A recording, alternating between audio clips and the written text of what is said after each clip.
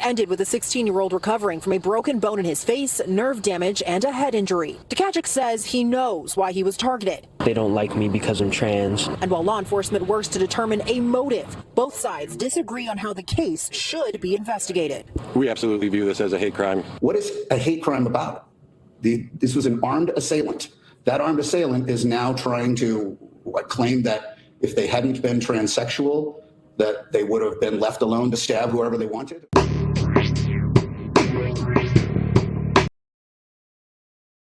Everybody, guess who's here? Somebody who's rumored to be running for governor of New York. Elaine Kulati's here. She's New York? I'm sorry, New York. I meant California. Sorry.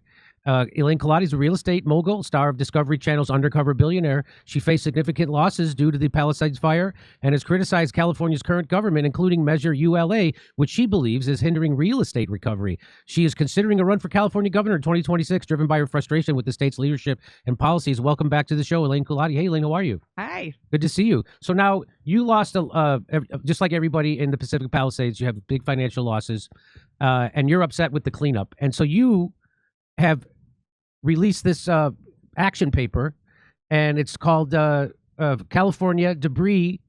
You have an idea to get the debris, the toxic debris that's in the Pacific Palisades and that's in Altadena, and put it on a train and put it to where. So right now, tell me what they're doing with the toxic material in the Palisades. They're dumping it in local landfill. I think people have seen it on the news. You know, I think, did Khloe Kardashian come out and say, "Hey, they're putting trash"? Oh, did she? Yeah. And so they're putting toxic debris in local landfill. In local, and that's not licensed. Not okay. And it's not regulated for that, to put in toxic debris. That's correct. And more importantly, there's a lot of people that have argued, no, that's not what they're doing, but that's what Karen Bass said. And that's what the executive order says. Gavin Newsom's order says they're going to waive all these restrictions. And I say this, you can argue that it's not toxic or it's not all toxic, but if you live in Calabasas and you have kids and you go to bed at night, don't you want to know that it's for sure not in your landfill and you're not breathing that air? Like, you put that out there in the ether, or in the air, and now everyone knows that. So you say this is going to be an even more expensive scandal than the fires were. Sure it is. I mean, if you're polluting local landfills, you're polluting local municipalities. And you're taking a fire that's contained to 3 or 4 cities. It's a big fire. There's no question about it. And you're spreading your trash all over the place. I mean, I don't put my trash in your dumpster. It's just a basic, I can't understand why this was the first place they went.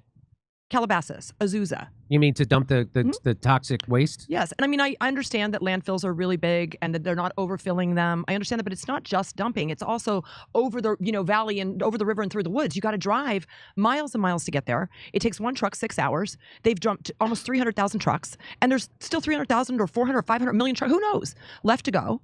And the roads, we have no money to fix the roads. That's not going to get covered by FEMA. So they're trashing all the roads. People are sitting in their homes and dump trucks are going by. They're wrecking the air in neighborhoods. It comes off of the truck and gets on the trees and the grass and in your teeth and your food. It's not right. We should have definitely straight to a commercial laydown yard, on rail to a dump. So you have a plan. Totally. To fix this, and you actually got this plan. How did you get this plan into the hands of the governor? I had a friend who knew a friend who had somebody to deliver it. And it was like, not somebody I know, but at the end of the day, he has it. Gavin has it. I can see the email's not open too.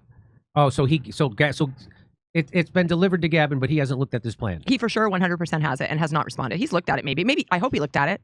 Okay. But he hasn't done anything about it. But you know for sure that this plan, I'm going to tell people. So you have this plan to use. So you found there's a place that actually can handle toxic waste that they built just a few years ago, right? That's right. So tell people about that. So in trying to get this done, I had, whenever you write a white paper, not a lot of people do this, but just FYI, it's just, all it is like a proposal or, an action plan, or those are the things that a white paper are. So whenever you do, they got to do a lot of research because you want to have all the data of where it is, and you got to, and you kind of have to figure out especially if you find something historical, if it would apply today. Right. And so I stumbled across something through people that were also trying to solve the problem. And then I got in my car and I drove to Puente Hills and I drove to this landfill out in almost to the border. And I got eyes on it. And then I went to City of Industry to try to run down the guy who wrote the original white paper. I did all my homework. And what I discovered is absolutely mind-boggling. So this guy named Michael Kissel, who's like a city manager in City of Industry, designed this thing in 2006. It was $500 million. So this is a city roughly 40 minutes away from the Pacific Palisades? That's right. Okay. Yeah. Called the City of Industry. City of Industry. And they designed this toxic waste dump. Right. Okay. In 2006. Okay. Got the money. By money. 14, it's built. And it built $500 million taxpayer dollars. So $500 million taxpayer dollars went into building this dump. Yep. And what had they done with it? They couldn't figure out how to run it, so they rented it to a trucking company that has like little white, backs of trucks on there. Yeah, that's what they're doing. So they're not using it. Nope. So no one's using this $500 million toxic dump that they built. Worse than that. Are you ready? Yeah. The landfill that's connected to it, which is part of the $500 million, that's over where they're going to do the LA River cleanup. That's what got me on Lee Zeldin, who's amazing, by the way. That thing is 600 million cubic yards. Okay, cubic yards. It is empty. It's never been opened, and it's sitting there where they need to clean the LA River. And I was like, I don't understand. What do you mean it's not open? Is it full? No, it's never opened. It's for an emergency, but they couldn't figure out how to operate it. So they just rented it to a trucking for storage, not even to use it. I know they're just using it to store their trucks. Right. Fires come, and they did, I think, get approached early on, but maybe it was like they couldn't figure out what to do with the tenant. But like it became very clear very quickly that the tenant was like, "We'll move. Like if you need it, take it. Like whatever we can do."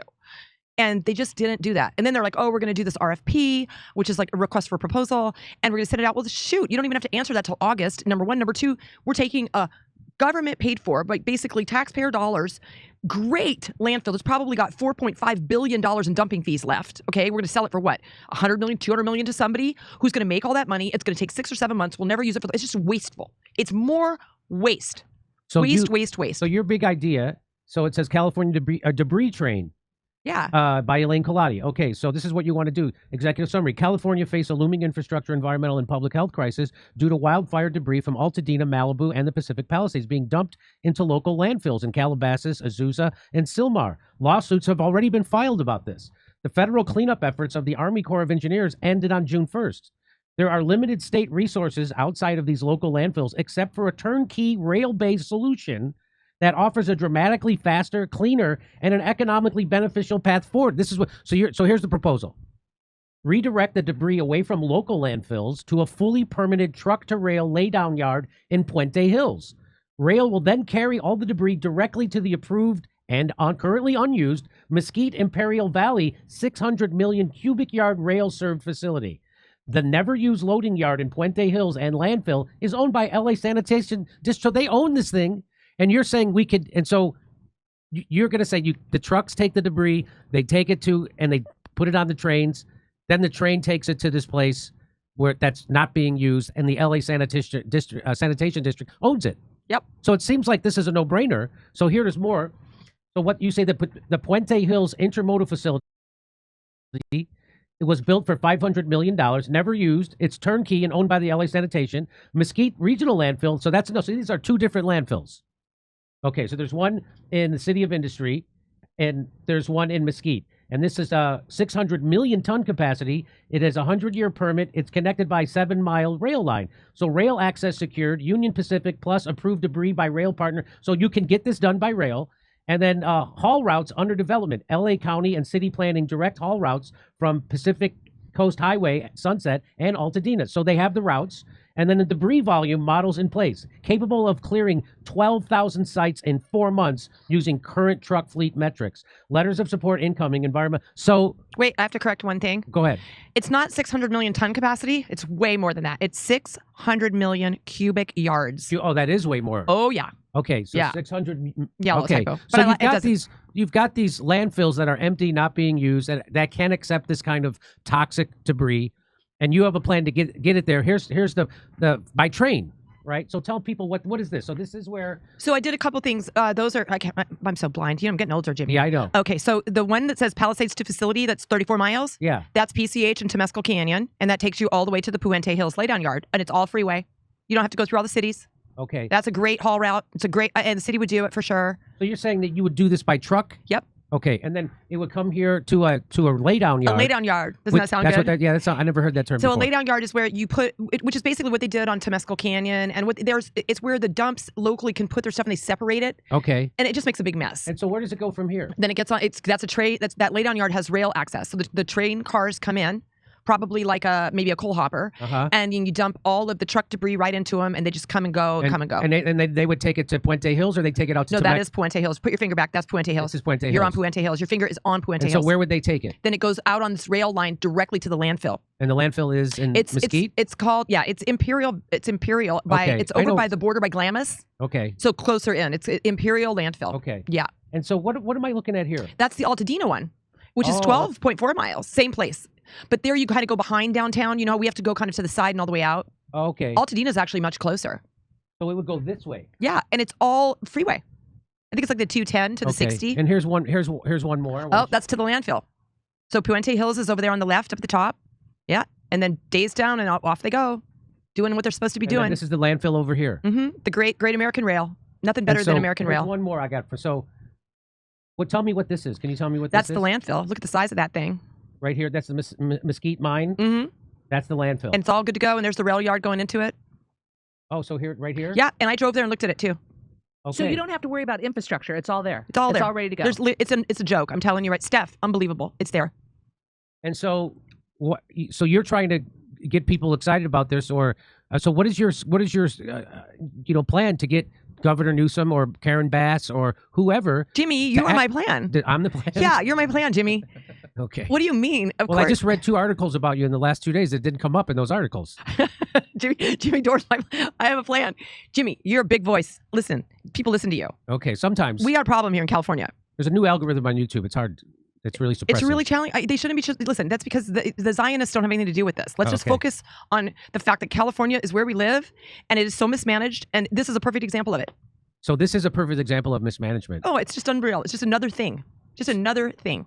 So, so this could work, but nobody is taking you up on it? I thought, well, did you get this plan to the head of the EPA? Yeah. And you know how right? I did it? I sent it to Bobby Kennedy. And he got it to... And he sent it to Lee Zeldin, and within hours, I think it was like 7 hours. So the head of the EPA's name's Lee Zeldin. Lee Zeldin? The guy's a machine. So you got He's it in front worker. of him? Yep. And so what does he say He about mobilized. this? He got me all the right people. We had a big meeting. We went there. They all talked. Everybody's... And so what's going on? They said, we don't know how to run it. I'm like, okay, well, can you guys get out of the way and let us run it? Because I can get people to run it.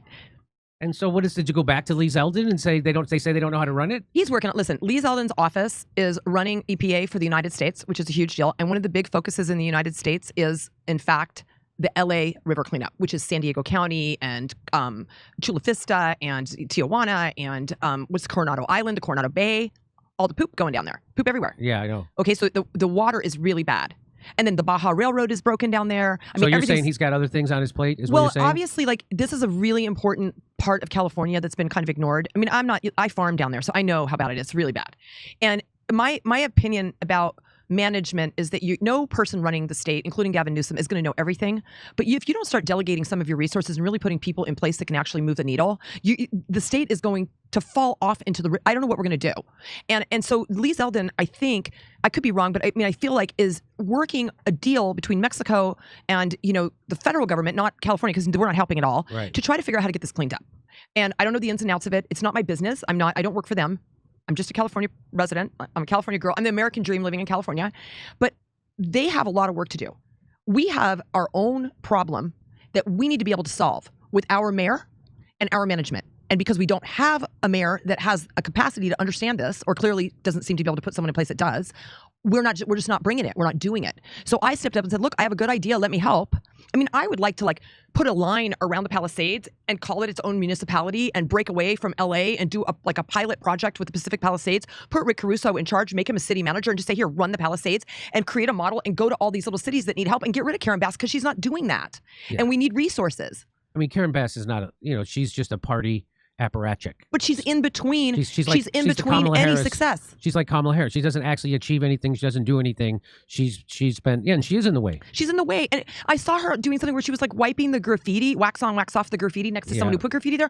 I was like, what are you doing? This is our mayor. Yeah. What are you doing? Are you kidding me? Come and clean up our debris. It's just... So what do you think is going to happen with the Pacific Palisades now? What do you think? I mean, if they're dumping all this stuff in landfills that aren't equipped to take toxic debris, that's going to be, and there's already lawsuits about it. What do you think is going to be the future for the Pacific Palisades? Are people going to want to move back there? Okay, so that's a lot of questions together. Yeah. I think, first of all, let me just say that the topography of California, the weather and the climate, and the access to beautiful beaches and mountains and incredible, unbelievable lifestyle has not changed since the 40s. But people can't go to the beach anymore, right? Well, we can clean it up. Because it's because of the toxic... We can clean it up. What we've got to do is we've got to change the way we manage our resources completely. Yeah, okay. We have to break our government apart in California because we need to figure out what to do with the money. Before we get there, tell me what you think is going to happen. What do you see happening? Where do you see the Pacific Palisades in 5 years?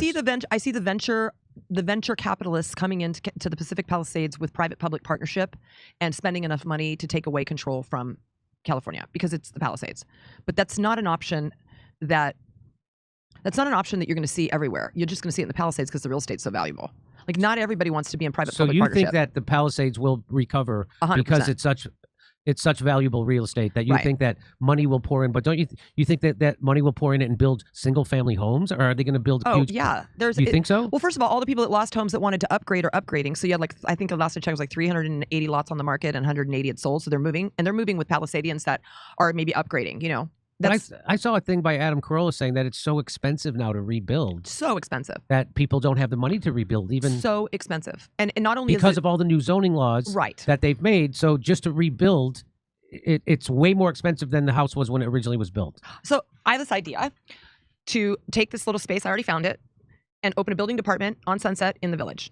Just Los Angeles City building department, have building inspectors and plan checkers in there, and have a local building department. We'll fund it. We don't even need, we'll fund it. Because what that will do is that will allow individuals that haven't built to come in there. And if you can cut down the time, you can cut down the money. The biggest problem is the time, because time equals money. I mean, look, you are on hold if you call 911 in LA. All right? And they're like, 911, what is your emergency? I'm like, 911 is my emergency. They put you on hold. We need a building department in each one of these municipalities. And if we can create a pilot in the Palisades, Caruso's doing it. He's already invested. I mean, why would Karen Bass stand in the way of that? Why would just load us in, let us pay for it. Step aside and let us show you how to do it. And I think if we can build a pilot, we're going to recover, and every town will recover, because if we can cut the time schedule and if we can cut through the red tape, we can bring back affordability to build.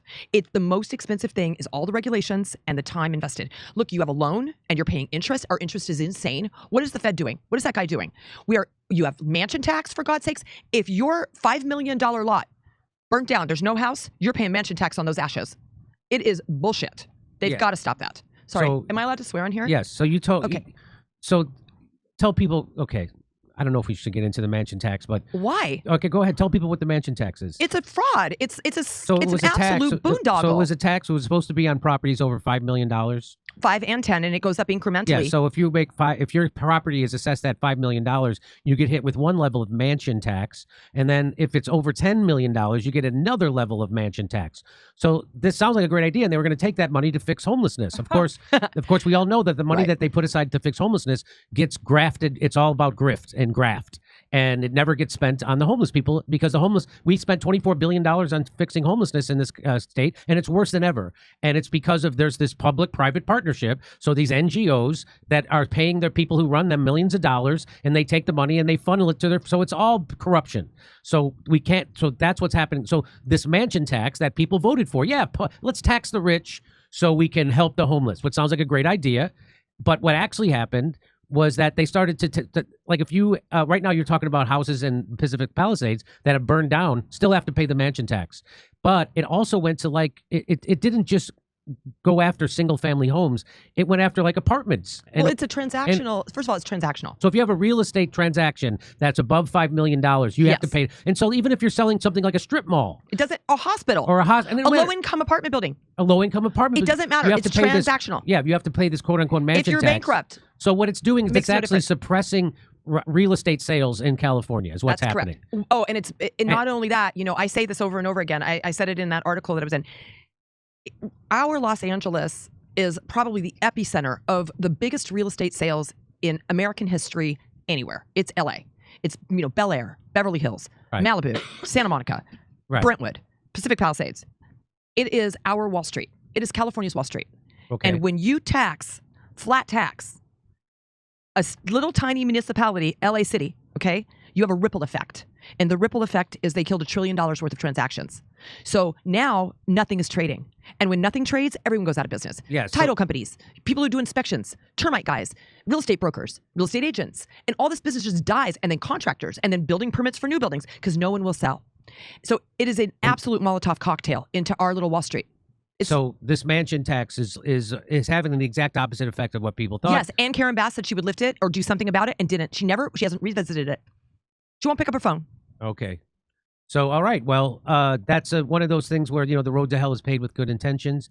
And people thought, sounds like a good idea on paper. Hey, we'll just tax the richest people in the world and we'll help it. But that's actually suppressing It's not just the richest people in the world, like we said. It's it's strip malls, it's hospitals, it's all kinds of whatever that real estate transaction is, and it could be a low income apartment building or apartment complex. So so you say get rid of the that's a state tax, right?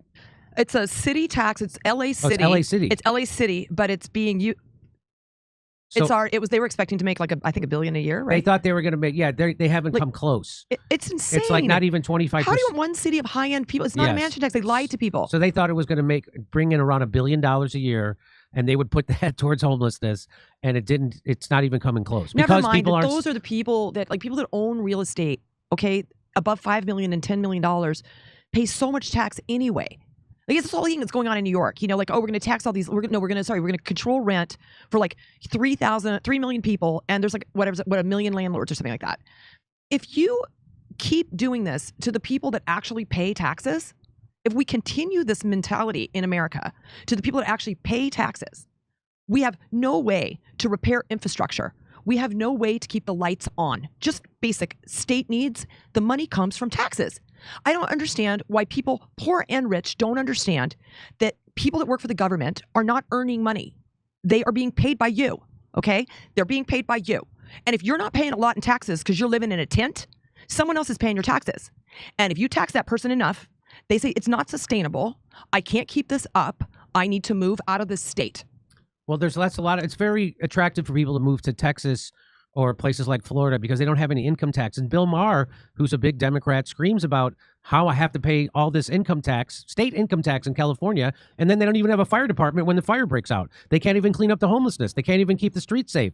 They can't. MacArthur Park is unusable. Langer's Deli threatened to close down because of the crime in the neighborhood.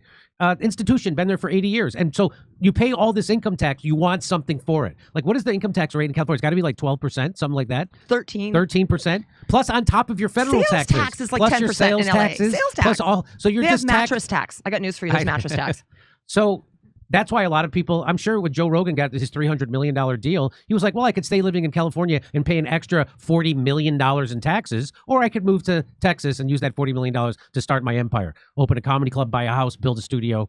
And so I'm sure that's what he did. Doesn't have our beach. Austin. No, Austin is not California. No, it's not by a long shot. No, I mean, I like Austin as a city, but it's no California. It would be so easy to turn this state around. All you got to do is make people happy. Like, what are we? We make people miserable. How hard is it to invite business into the state and stick to a deal? No, everybody wants to be here. Nobody wants to work under this administration. That is the issue. Everyone wants to be in California. People love California. So let's get back to this then. So now we're done talking about your train idea. Oh my God, that picture's like 10 years old. Yeah, but for goodness sakes, my girlfriend texted me. She's like, God, you look great. I'm like, oh, for goodness sakes. I like when they use old pictures of me in news. Oh, I don't care. They're always hit pieces. Eat a hamburger. They're always hit pieces, but if they use a good picture of me, I don't care. They used a picture of me one time from 2004 recently, and I was like, fantastic. Oh my Keith God. Olbermann tried to make fun of me. Oh, I didn't pick the photo, Keith. The people who did the article picked the photo. Anyway, so let's talk about your run for governor. That's where we're getting. So you say everybody in the world wants to be here. I believe it. Everybody wants to be in California. There certainly was a time. If someone tells you that they don't want to be here, they're lying. There certainly was a time when that was true. Ask them why they left. And it's no longer true. When polled. Yeah. So what's your big idea? What would you, as governor, what would be the first couple of things you would do? I would definitely, if I were governor, I feel like I'm one of those beauty contests. Yeah. First of all, let me just say something about this gubernatorial run. I am terrified of that. But if somebody doesn't run that is way better at running things than me, then I will definitely do it. We need real leadership and real management. Well, I always point to Rick Caruso, who showed you, people like to say when the Pacific Palisades fire happened, people go, well, there's nothing they could do. Well, Rick Caruso actually showed you if you had a fire department, they could have put out the fire because he has a big mall in the middle of the Pacific Palisades. Not one of his buildings burnt down or caught fire because he had a fire department that he hired himself. So that means it's doable. So that means that if we just had enough resources, we could fight this fire and we could say, and so this idea that you can't do anything is bullshit. And so, all right. So I like Rick. So he knows Rick how to get things done. He not only does he know how to get things done, he's mindful. He's been in California his whole life. He has a deep connection to his Spanish roots. He employs a lot of people and he signs the front of a paycheck. He's an incredible candidate. But he's also, I mean, don't kid yourself. That is a big loss for him. And he's got. Is he going to run, you think? I don't know, and I wouldn't blame him if he didn't, because he knows the system is rigged against him because of the mayoral run. He should have been the mayor, and the whole Karen Bass thing is just such a scam. And I think those fires would have happened like in the way they happened if he was mayor? I think they would have happened, but I think that we would have had. First of all, I think that we would have had a fire department there. I think the bigger problem for our firefighters who were there, and I want to say something also about that. People can talk about these fires. Okay, 29 people died. The fire department did the most unbelievable job. Like, they should have a monument in evacuations. Okay. They focused on what was important, and there was no resources for them. They had fire hydrants that wouldn't even come on. That's right. Not enough people and no water, but they got everybody out, and they did an unbelievable job. My hat goes off to them. And I also want to say, when Army Corps showed up to work, DWP was there, Southern California Gas, and all the gas companies and the contractors, and they killed it. They worked day and night. They shut down PCH. I know people were upset. I'm sorry everybody was upset. Yeah. But they put in all new infrastructure. They got everything up and running in record time. And they worked overtime beyond. They were working, say 80 hours a week. Okay. So let's not, like, what I do think that Rick Caruso is probably a viable candidate. I don't believe that he's going to run, and I'll tell you why. I think that he realizes he's got his work cut out for him to get his town and something that's important to him back on its feet. He is so invested. He's the most invested person up there. It is not a small number. I'm sure he went hard on his money, and I'm sure he's taking this very, very seriously about rebuilding that particular bucket of business for himself. I also don't think that I haven't seen anybody else that's running. Hilton's out there. I don't think he's going to be able to do it. I don't think that sheriff is going to be able to do it. I don't think Kamala Harris is going to run. I don't think Villaraigosa should have a chance at it. So who do you think? So Gavin can't run because he's being term limited out. So it can't be Gavin Newsom. Again, I don't know. Rick Gurnell's talked about it. Myself. So if you run, you know, our favorite undercover billionaire.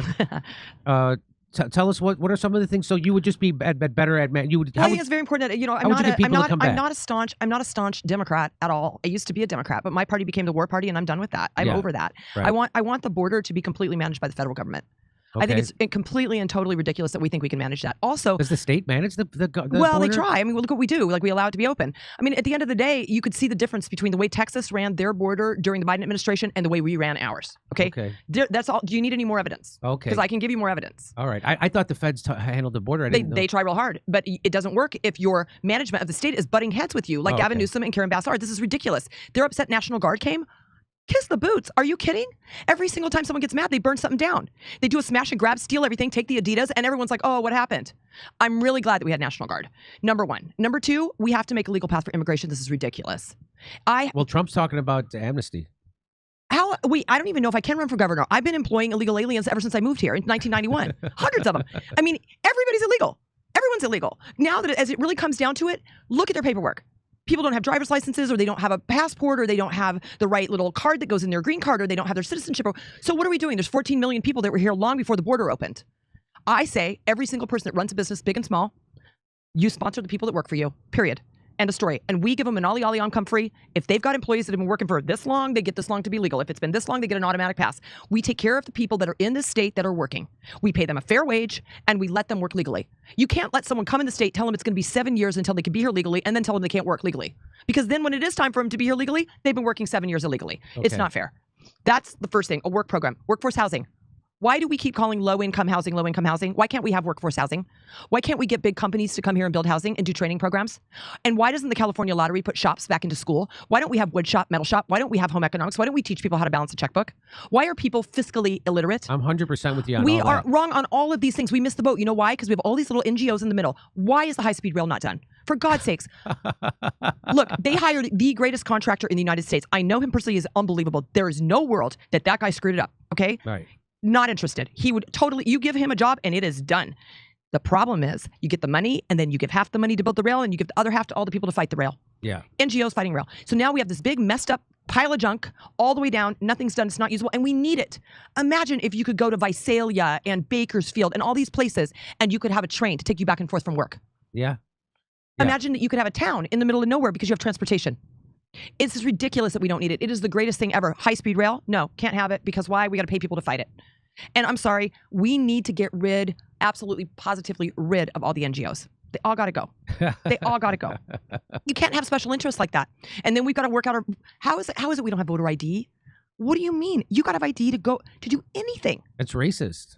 It is not racist. That is not true. It is racist to not have voter ID. Don't you know what you're people saying? of color don't know how to get IDs. That's Oh, you know that? I think it's racist. I think it's racist to not have voter ID. Of course it is. It's racist to say that people of color aren't able to get an ID. You have to have an ID to rent a car, to go to a hotel, to get on an airplane, to buy Donald liquor. Trump. You have He's to like, have turn the water back on and we need voter ID. I'm like, okay. So, I mean, we're one of the only places in the world that doesn't require an identification.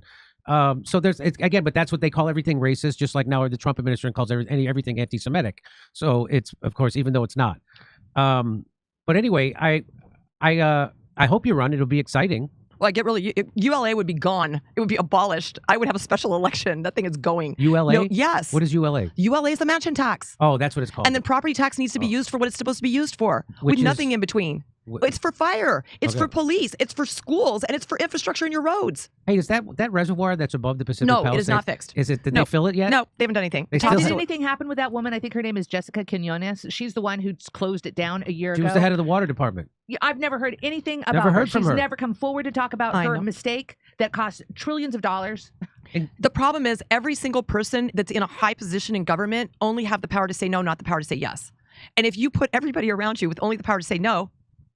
So, you know, we passed a proposition, I think it was Proposition 1 in 2015, and it allocated $6 billion to build new reservoirs. So because it doesn't rain often in Southern California, but when it does, it really rains, and we should be capturing that water. Like we had 2 years of really heavy rains, flooding everywhere, and they didn't. So we passed this thing over 10 years ago to build reservoirs to capture that water. Not only did they haven't even started building not one of those reservoirs, and the extra rainwater that fell, they just released it into the ocean.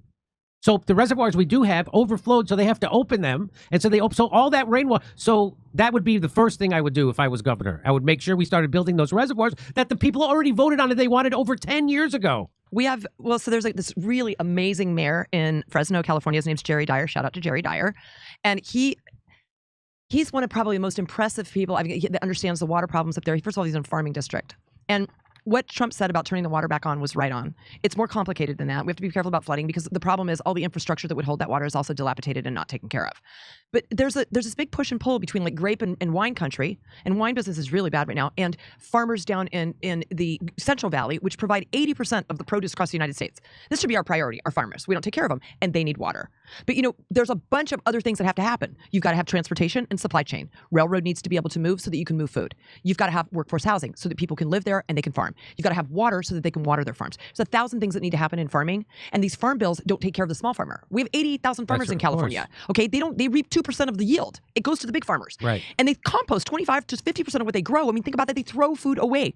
And then you have all these regulations. We're trying to SNAP is corrected. Bobby Kennedy, thank God for Bobby Kennedy. If we could just put SNAP in fulfillment centers, and if it was just by small farming, if we just took SNAP away from big, huge, giant conglomerates, and we let small farming provide good food, then they would have the business and it would be subsidized. I mean, it's all backwards. And Bobby gets it. And the reason to be governor now is because Bobby Kennedy. Think of all the things you can fix. You can fix Medicare. You can fix all of the parasites and the fumigation and everything that they put on the farming. You can fix the water problem. He's the river master. I mean, there's a great reason to be governor if these people are people you want to deal with. But our governor and our mayor don't want anything to do with them. So we're not in the conversation. We get no federal funding. We get no federal conversations. We don't get anything. And then behind it, what do? We sue them. We sue him. And everybody's upset about Bobby Kennedy. He's going to get the last word. I am sick of it. That guy, that is ridiculous. What are people? Oh, this vaccine thing. Oh, he's going to, please, let him unravel it. The guys, everybody's been in office 120 days. Is it 120 days? I guess. They have gotten more done in 120 days than two decades. I do think so. You know, Bobby Kennedy's getting it from both ends. He's getting it from the corporations and he's getting it from the Maha that want him to move faster. But he has to. I think it's the one and only bright spot in the Trump administration, I think, is the HHS. And, you know, they're not moving fast enough for my taste either, but he has to do it methodically or there's going to be these lawsuits. And so when these lawsuits come up, which they now are, there's 6 giant lawsuits now against him over the vaccine testing. He has to have his ducks in a row and be able to win that case. He has his ducks in a row when they come up. So ready. he has to get out there anyway. So that's a whole nother segment. But listen, Elaine, we got to go. I have another guest. I'm late. I'm overdue. Oh, I hate to go. Okay, I love you though. Thank you for this. Thank you for coming in, I Elaine. really appreciate it. Thank you for your plan. I hope you get it implemented. If anybody could get it implemented, it's you. Again, good luck to you. Okay, we'll take a break. We'll be right back with our Epstein expert.